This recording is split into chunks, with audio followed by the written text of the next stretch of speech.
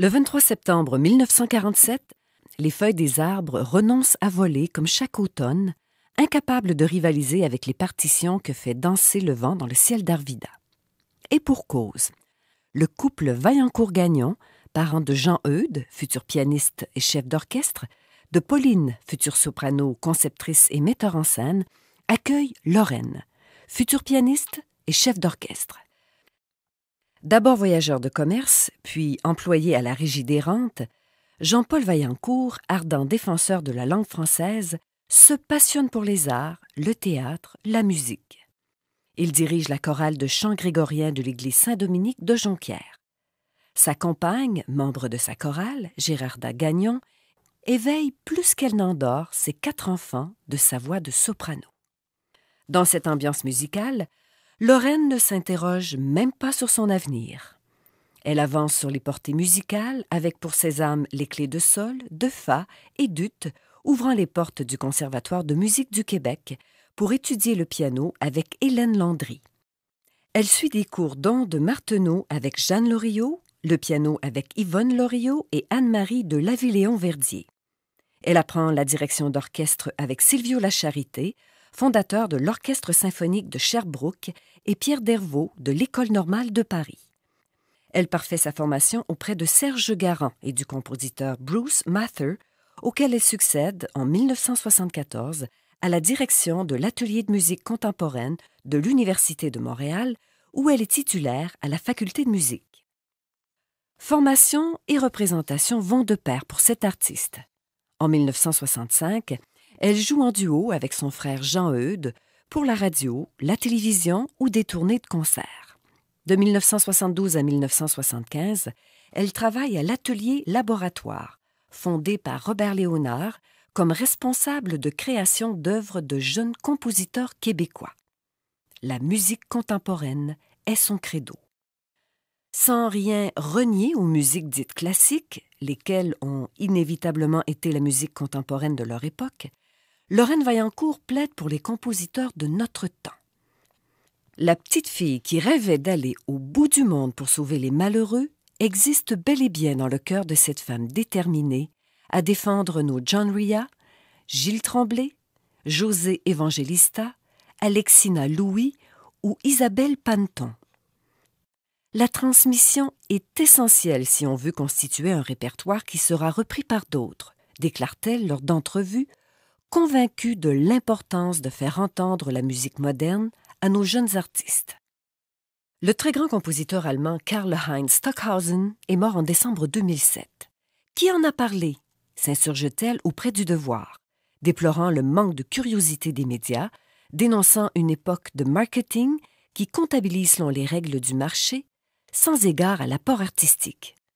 Regrettant que le public soit privé de la découverte d'un monde nouveau et d'une expérience sensorielle totale.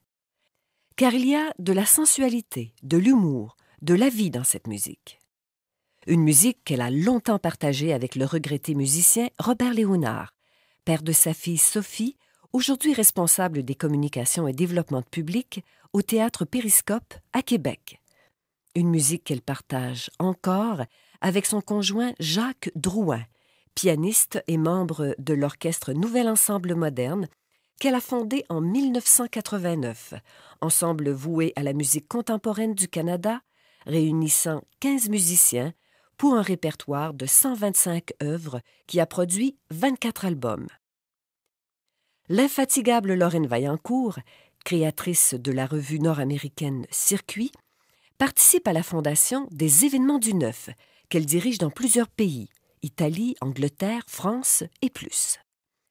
Chef invité de tous les continents pour diriger des œuvres du 20e et 21e siècle, elle use de sa baguette pour les orchestres symphoniques de Montréal, de Québec, ou les orchestres métropolitains de Montréal, Lyon, les percussions de Strasbourg, l'ensemble Sillage et autres orchestres philharmoniques à Nice, à Cannes, à Turin, à Lisbonne.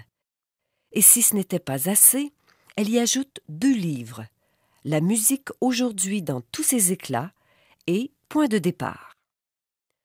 Lauréate à 8 reprises du prix Opus du Conseil québécois de la musique, son enregistrement de la musique du compositeur Hugues Dufour, joué par les percussions de Strasbourg, est honoré par le Grand Prix Charles Cros. Docteur honoris causa de l'Université Laval depuis 2013, récompensée 2 fois par le prix du Conseil des arts de la Communauté urbaine de Montréal, elle est membre de la Société royale du Canada et depuis 2014, membre de l'Ordre du Canada en reconnaissance de son apport important à la musique contemporaine. L'impressionnante carrière de Lorraine Vaillancourt a pris sa source dans une région réputée pour la quantité et la qualité de ses musiciens.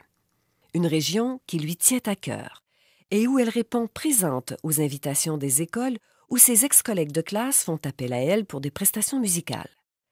Membre du jury lors du Festival de musique du Royaume, c'est à la jeunesse qu'elle pense chaque fois qu'elle lutte contre ce qu'elle surnomme les monstres de la rentabilité et de l'accessibilité.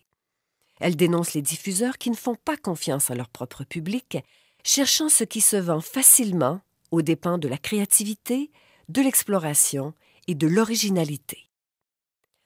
Comme tous les musiciens, on a envie de parler à du monde, confie-t-elle à un journaliste du Devoir. Ce n'est pas évident, parce que la tendance est au consensus et aux choses qui rejoignent beaucoup de monde. Cela fait qu'on ne parle pas beaucoup de la musique d'aujourd'hui. Les gens ne peuvent pas la demander s'ils ne savent pas qu'elle existe. Je ne changerai pas. J'ai tendance à choisir ce qui est dans une modernité qui ose. On peut se tromper. Il faut accepter l'échec, mais c'est le lot de l'aventure. Affirmant avec raison que c'est la création qui bâtit le patrimoine, elle dit encore « S'il n'y a pas de création aujourd'hui, il n'y aura pas de patrimoine dans 20 ou 30 ans. » Alors elle s'investit, comme on va au combat, fidèle à sa nature profonde.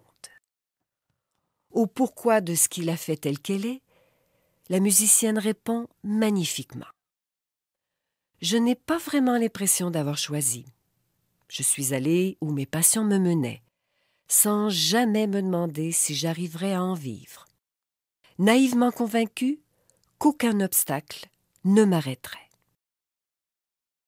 Mesdames, Messieurs, en ce 11 juin 2016, Lorraine Vaillancourt, musicienne, chef d'orchestre exceptionnelle, fondatrice du nouvel ensemble moderne pour sa détermination à défendre la musique contemporaine, est reçue membre de l'Ordre du Bleuet.